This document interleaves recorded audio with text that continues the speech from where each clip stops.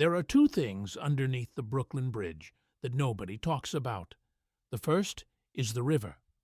The second is what the river hid from everyone who came to look at the bridge and told themselves it was a miracle. 3,000 tons of yellow pine, buried, pressurized, still carrying the weight of every car and every truck and every pedestrian who has ever crossed that span. The caissons are still down there. They never came up. They never will. They are the foundation, not the towers, not the cables, not the granite. The wooden boxes are the foundation, and they have been there since 1870. And they are there right now, and they are the reason the bridge stands at all. Here is what those boxes cost. One man died before construction even began. Another man directed 11 years of the most complex engineering project in American history from a bedroom window, because the machine he built destroyed him. How many men died in the work itself depends on who you ask. The lowest estimate is 21, the highest is 40, because the company that built the bridge never kept an official death list, and in 1870 nobody thought to make them. And inside the cables, those 4 massive steel cables that carry the weight of the roadway and everything crossing it, there is wire that should never have been put there. Substandard wire, fraudulently substituted by a contractor who was caught, quietly punished, and never prosecuted. The wire is still there. It is there right now. It has been there for 150 years, compensated for by extra strands that Roebling ordered, added from his bedroom, still doing its job inside a bridge it was never supposed to be in. The machine that built the Brooklyn Bridge was also the machine that killed its builders. Before we're done, you'll understand exactly how that happened, and why the evidence of it is still inside the cables hanging over your head every time you cross. Before a single stone was laid, the East River is not a river. That matters. People call it a river because it looks like one and it runs between 2 shores like one, but it is a tidal strait, a saltwater channel connecting upper New York Bay to Long Island Sound, governed not by upstream flow, but by the tides of the Atlantic Ocean. The currents reverse. The water surges. Ice jams it in winter. Ships work it day and night. In the 1860s, dozens of ferries crossed it constantly, carrying the people and goods of 2 of the most densely populated places in America, the city of Brooklyn and the city of Manhattan, which were then separate cities, separated by a half-mile of moving salt water. The idea of a bridge had been floated since 1800. Every engineer who looked at the problem walked away from it. The river was too wide, too busy, too deep, too subject to ice. Any bridge would need to be high enough to clear the tallest ships, which meant towers of unprecedented height, and long enough to span the full width of the strait, which meant a main span of over 1,500 feet, 50% longer than any suspension bridge ever attempted. The math was daunting. The physics were borderline, and below the riverbed, bedrock was 44 feet down on the Brooklyn side and 78 feet down on the Manhattan side. To build a bridge foundation at those depths, in a tidal channel, with the technology of the 1860s, was not an engineering challenge. It was an engineering impossibility. The man who decided to do it anyway was named John Augustus Roebling. He was German-born, trained at the Royal Polytechnic Institute in Berlin, and he had come to America in 1831 with a group of immigrants and the beginnings of an obsession. Roebling believed in wire rope. He believed that twisted steel wire, not iron chains, not hemp rope, was the future of suspension bridges, and he had spent 30 years proving it. The Niagara Gorge Bridge, the Cincinnati-Covington Bridge, spans that had been called impossible before he built them. By 1867, when he presented his plan for the East River Bridge to the Bridge Committee, he was the most accomplished suspension bridge engineer alive. He was also 61 years old, and he would not live to see a single stone laid. On June 28, 1869, Roebling was standing on the dock at the Fulton Ferry Slip in Brooklyn, conducting a final survey of the bridge tower location. A ferryboat came in. He was focused on his measurements. He did not move in time. The boat docked, and the pilings crushed his right foot, mangling it badly enough that 2 toes had to be amputated immediately. Any other man would have gone to a hospital. Roebling refused. He believed in hydropathy, water therapy, the practice of treating wounds by dripping cold, clean water continuously onto them. He set up the treatment himself. He was certain it would work. It did not work. Tetanus set in. The bacterium Clostridium tetani produces a neurotoxin that begins with mild spasms in the jaw and ends with the skeletal muscles tearing themselves apart. John Roebling died on July 22, 1869, 24 days after the accident. His son Washington was at his bedside. Washington Roebling was 32 years old. He had served as a Union engineer in the Civil War, building bridges at Fredericksburg and Harper's Ferry under fire. He had studied caisson construction in Europe, specifically to prepare for this project. He knew the plan in its entirety.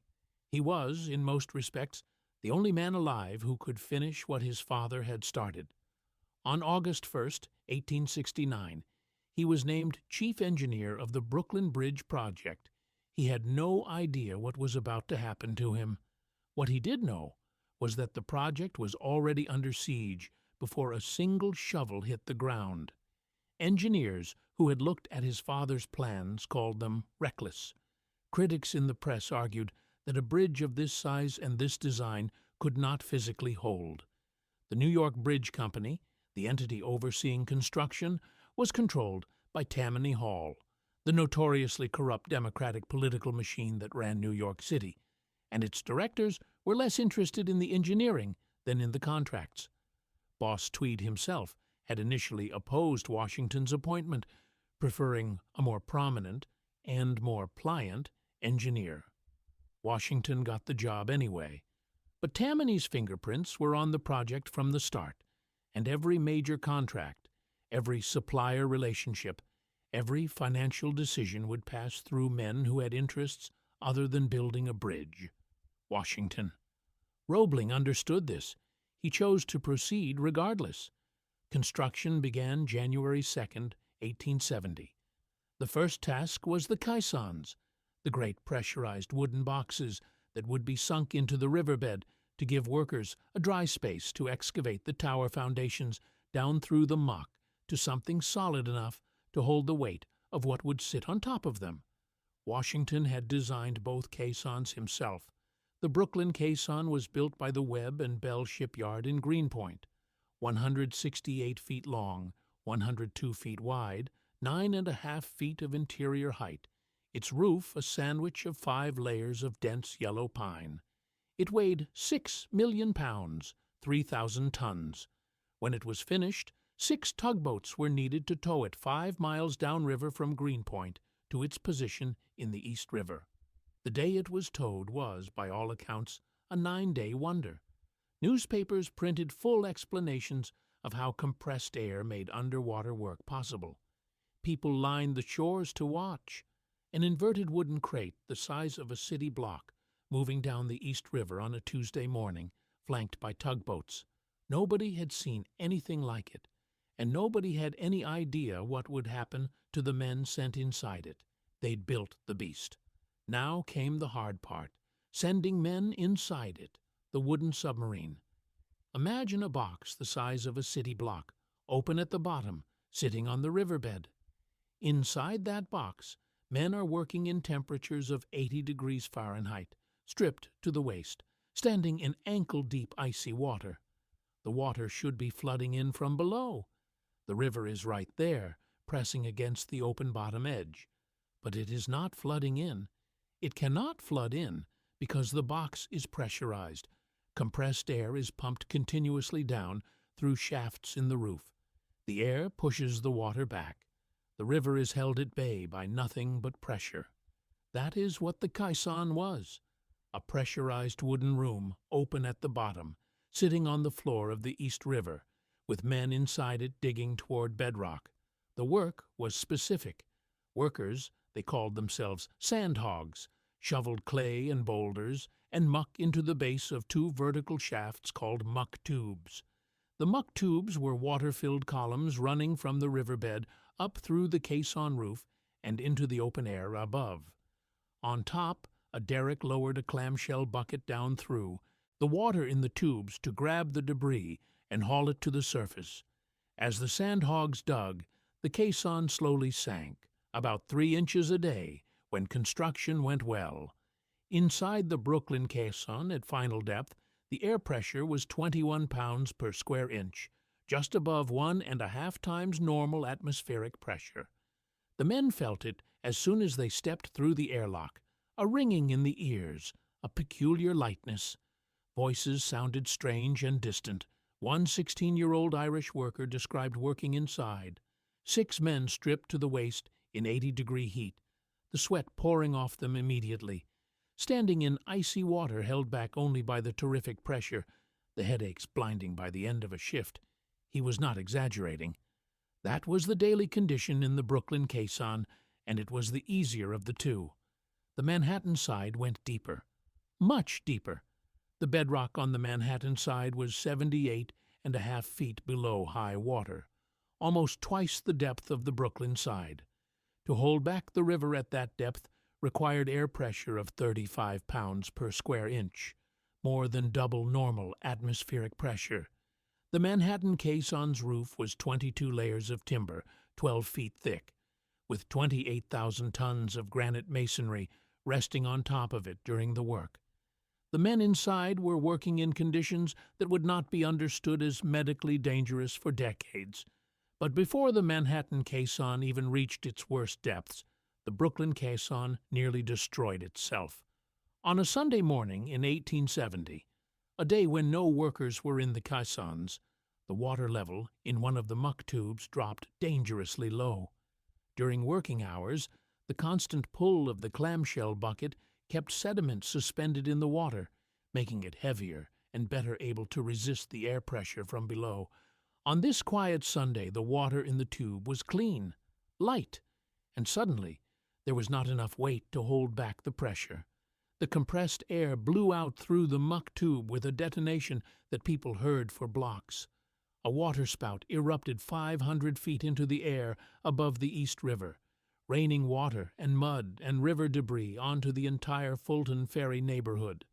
The force was enough that, had workers been inside, they would have been sucked out of the caisson and hurled up with the spout. It caused a stampede in the streets for blocks around. Washington Roebling surveyed the damage and ordered the protocols for the muck tubes changed. He kept working. 3 months later, the caisson tried to kill them from the other direction. In December 1870, a worker, his name was McDonald, according to the Brooklyn Daily Eagle, was reaching into a wooden box nailed to the roof to retrieve his coat. He needed both hands to do it. He was holding a candle in his right hand. He held the candle up near the roof timbers for what the investigators later estimated was at least a full minute while he rummaged with his left hand. In the oxygen-rich atmosphere of a pressurized caisson, even a brief exposure to an open flame near unfinished timber is dangerous. McDonald saw a small scorch mark on the wood. He packed it with plaster. He walked away. He disappeared from the job and was never seen again. What he left behind was a fire burning inside the roof timbers, not on the surface where anyone could see it. Inside the layers of dense yellow pine, fed by the oxygen pressure and invisible to anyone looking at the ceiling. Washington Roebling eventually detected it by smell and by the subtle discoloration of the wood. By the time he understood what he was looking at, the fire had eaten 5 feet into the timber and spread horizontally 50 feet in all directions. How do you put out a fire you cannot reach, burning inside solid wood in a pressurized underground chamber? 3 fireboats and the entire Brooklyn Fire Department spent days pumping the caisson full of water to drown it. The repairs took over 2 months. During the worst of it, Roebling stayed in the caisson so long, breathing the smoke, fighting the heat, refusing to leave, that eventually he had to be physically carried out in a state of collapse. His assistants brought him up into the fresh air half-conscious, set him down on the dock, and let him recover. He was back at work the next day. Roebling survived the fire, The caisson survived the fire, but he had been down in those compressed air chambers for so many hours over so many months that something invisible was accumulating in his blood. He did not know it yet. Nobody did. I have read his notes from that period, written in pencil and rewritten in ink on whatever scraps of paper he could find, with the heading Accidents at the top. The fire is the first entry. It reads, as one historian noted, almost like urgent poetry. That is what exhaustion and pressure produce. A man reducing catastrophe to a list, because a list is what he can still manage. What the Eads Bridge was simultaneously discovering in St. Louis, where caissons were being sunk for the piers of a Mississippi River crossing at the same time, was that the men coming up from compressed air environments were arriving at the surface with a disease nobody had a name for. Agonizing joint pain, paralysis, vomiting, some of them died. James Eads's physician, Dr. Alphonse Jaminet, was documenting cases in 1871. The knowledge was there, fragmented, scattered between two bridge projects in two cities. But nobody had assembled it yet. Nobody had understood the mechanism. Nobody had told the sandhogs inside the caissons the machine survived the fire, the men inside it. That was a different question. The men who went down. Every day, 264 men went through the airlock and into the caisson. Their wages were $2.25 a day. Good money for common labor in 1870. Over the full course of the caisson work, roughly 2,500 men passed through those wooden rooms. They were immigrants mostly, Irish, German, Italian. They worked in heat that wrung sweat out of them before they had been underground 5 minutes, and they worked in water that tried to freeze their legs while the pressure tried to burst their eardrums, and when they came up at the end of a shift, they often came up bent over, one hand on their knees, the joints already aching. They called themselves sandhogs. It was not a term of affection. It was a description of what the work felt like, digging in the dark through muck and stone, under a ceiling of compressed air and river water. What did a shift actually look like? You stepped through the airlock, a small chamber that equalized your body from normal air pressure to caisson pressure, and your ears popped, and the world got strange. The sounds changed. Voices became distant and muffled. The noise of the shovels and the hammers sounded wrong, flattened. Your body felt different, lighter and heavier at the same time. You stripped your shirt because within 30 seconds you were soaked with sweat.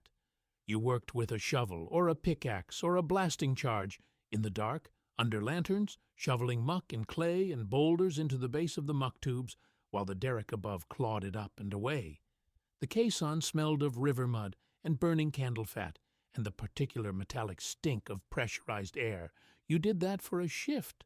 Then you came back up through the airlock, and for most men, particularly on the Brooklyn side where the pressure was lower, you were fine. You ached, your head hurt, but you were fine. On the Manhattan side at 35 psi, fine wasn't always what happened. By May 1872, the men working the Manhattan caisson had had enough. They went on strike.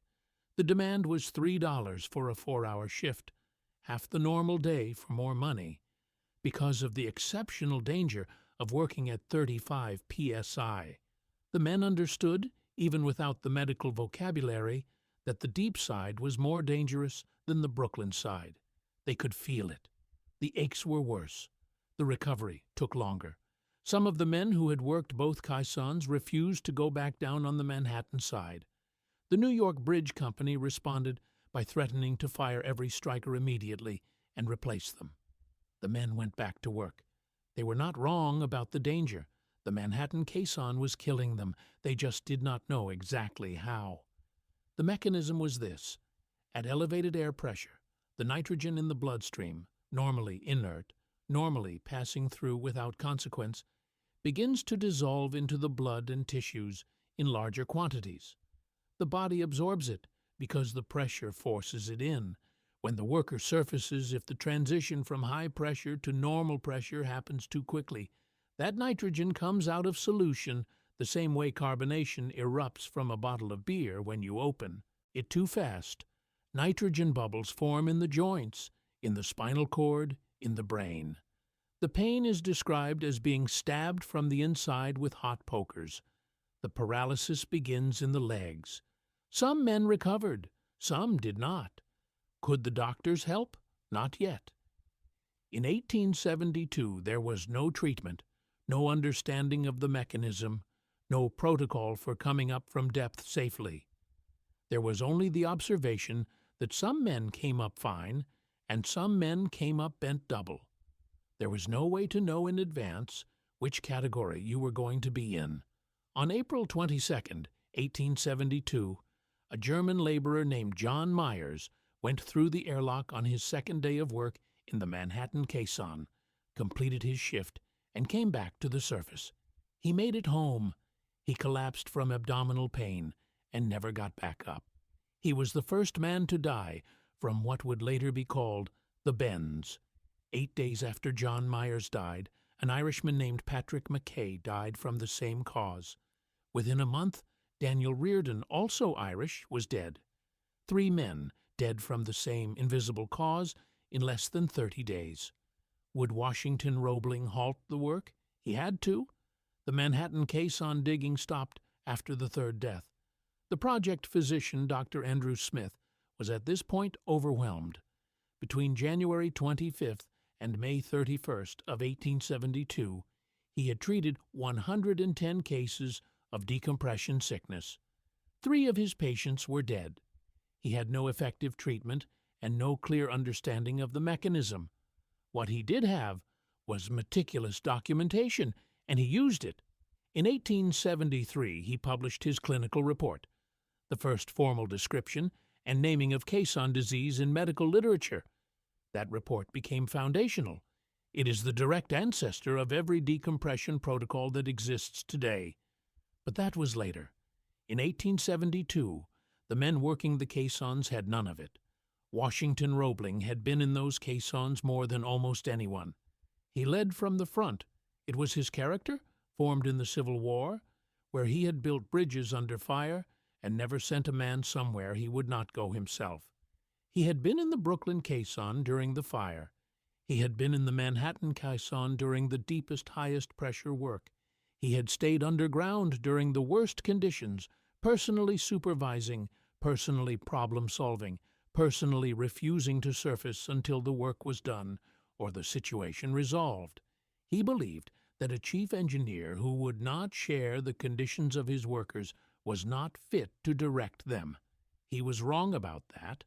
Or rather, he was right about the principle and catastrophically wrong about the cost to himself. He was carried out of the caisson paralyzed, partially blind, in constant pain that he would describe for the rest of his life as a physical presence in his joints and his spine, never fully absent. Doctors examined him and gave him, at most, a few months to live. His wife, Emily Warren Roebling, watched it happen and made a decision. She was not an engineer. She was a 30-year-old woman who had not finished formal schooling. She began to study higher mathematics, catenary curves, strength of materials, cable specifications, the full technical vocabulary of suspension bridge construction, absorbed over months and years, while she also ran the household, managed Washington's correspondence, and functioned as the sole communication link between the bedridden chief engineer and the men building his bridge. She worked for 11 years alongside her husband, carrying his written instructions to the site, translating his calculations for the assistant engineers, walking the project every day while he watched from the window of their house at 110 Columbia Heights with a telescope. She was present at every major decision point of the construction. She was the person the engineers on site came to when they needed clarification. She understood the bridge as well as anyone alive by the time it was finished. According to historian David McCullough, this was the only time in known history that a major engineering project was overseen by a chief engineer who was never physically present. Washington Roebling directed the construction of the Brooklyn Bridge from a bedroom. The bridge was still 11 years from completion, And the worst of it, the fraud, the deaths, the near catastrophe, was still ahead. He could see the bridge from his window. What he couldn't see was what was still coming: fraud, steel, and the weight of it all. The caisson work was only the foundation. Once the caissons reached acceptable depth, 44.5 feet on the Brooklyn side, 78.5 on the Manhattan, they were filled with concrete, and the tower construction began. The towers of the Brooklyn Bridge are made of limestone and granite. They rise 276 feet above high water. When they were completed, they were the tallest structures in New York City, taller than the Iron Dome of the Capitol in Washington. The work of building them was dangerous in a different way than the caissons. This was height, not depth. Falling stone, falling men. The physics of working hundreds of feet above the river with nothing between you and the water but open air.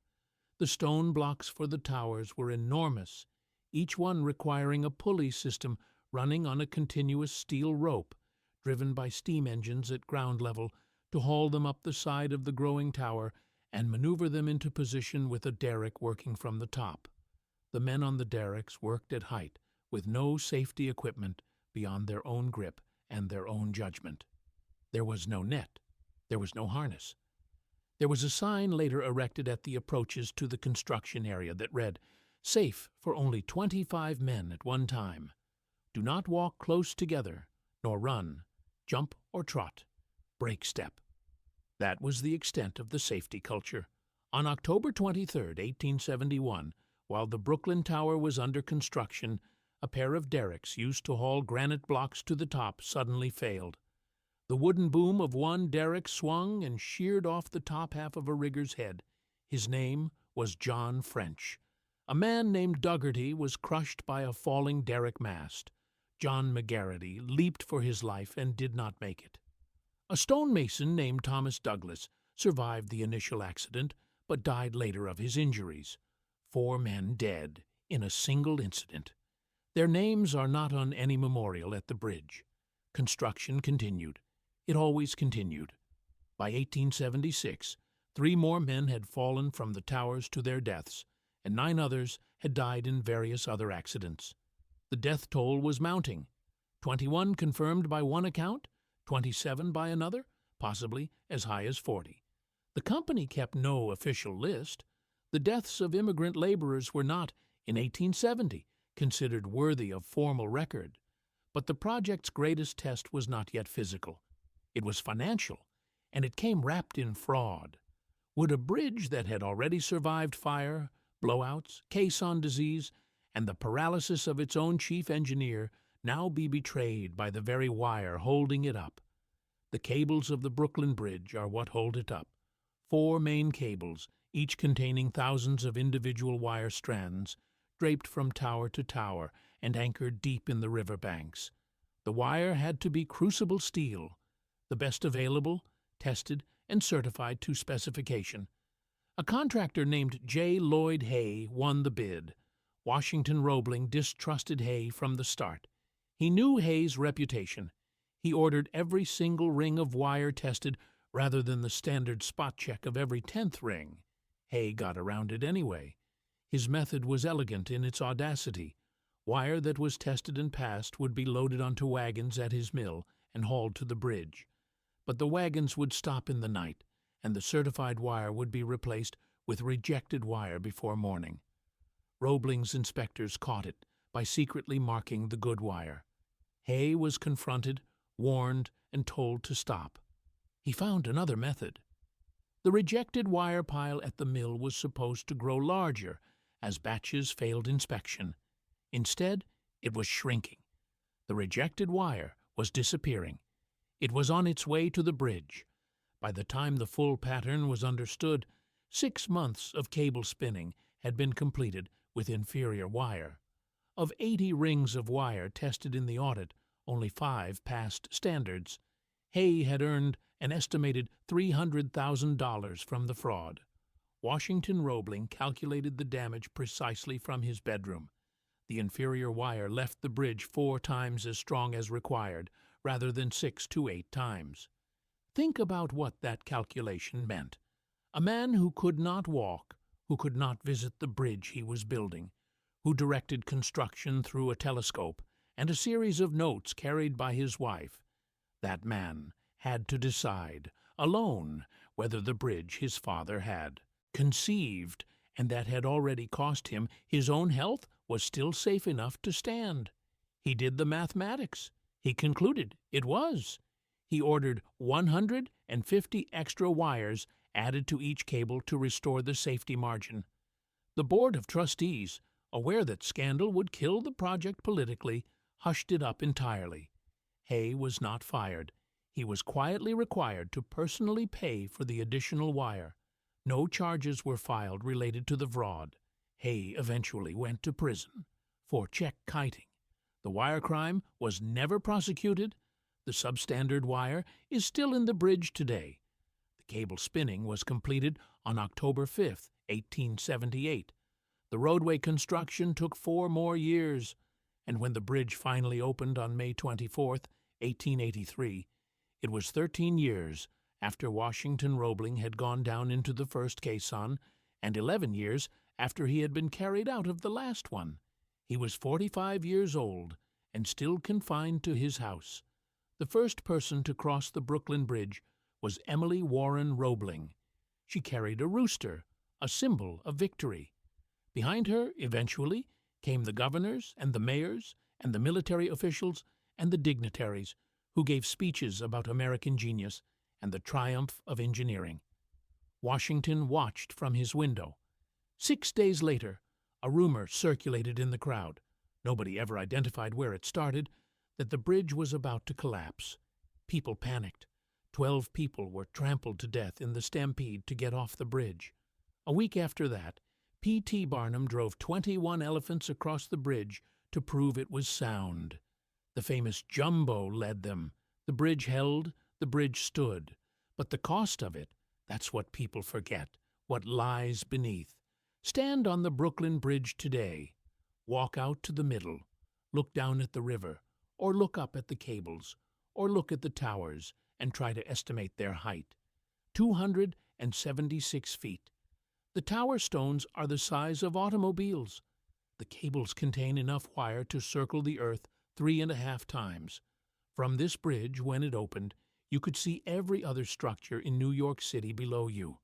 Now, think about what is underneath your feet, below the roadway, below the water, down in the silt and clay of the East River bottom, 44 feet under the Brooklyn Tower and 78 feet under the Manhattan Tower.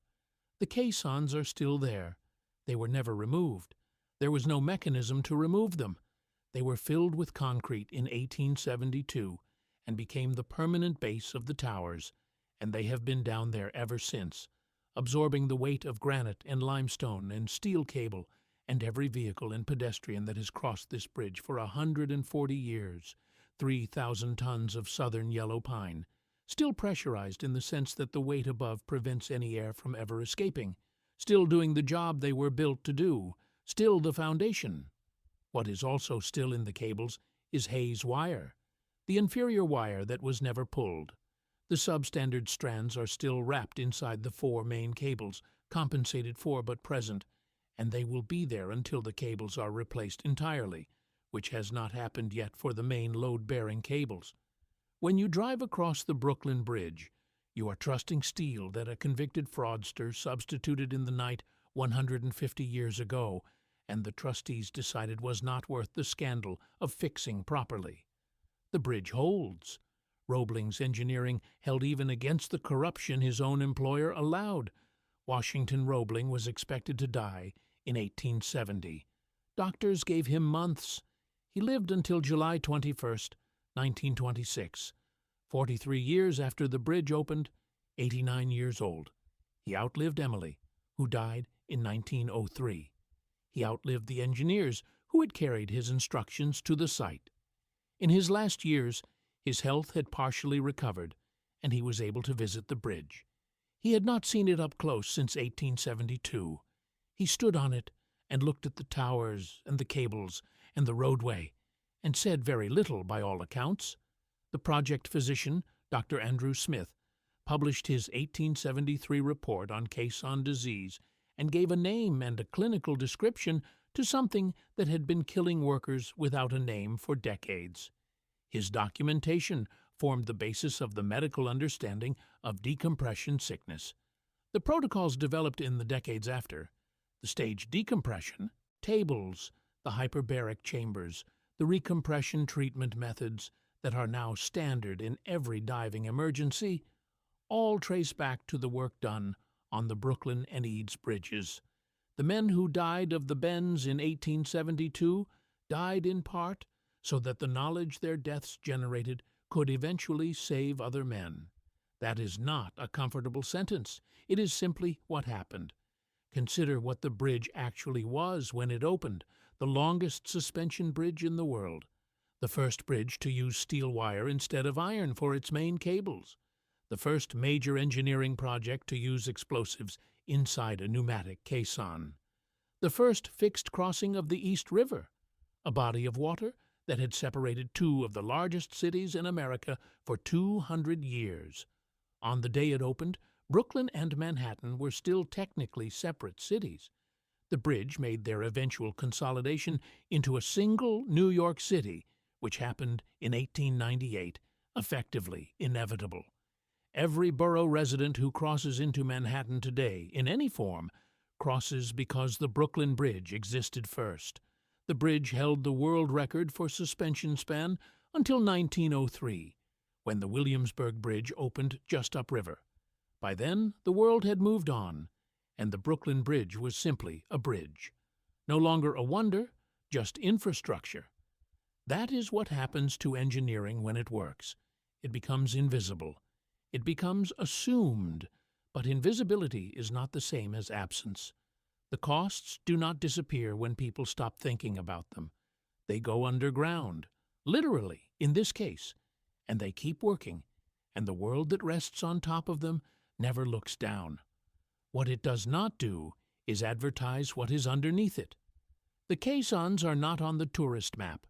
There is no marker at the tower base that says, below this point, 3,000 tons of yellow pine, filled with concrete, compressed air sealed inside by 150 years of granite weight, resting on the riverbed at depths that killed men whose names were not recorded. The monument is above the water. The foundation is below it. The cost of the monument is in the foundation. Over 100,000 vehicles cross it every day. 10,000 pedestrians, 4,000 cyclists. None of them think about the caissons. None of them think about John Myers, who went through an airlock on his second day and came home and collapsed and never got back up. None of them think about John French, whose name was in the Brooklyn Eagle accounts and is nowhere in the official record of the bridge.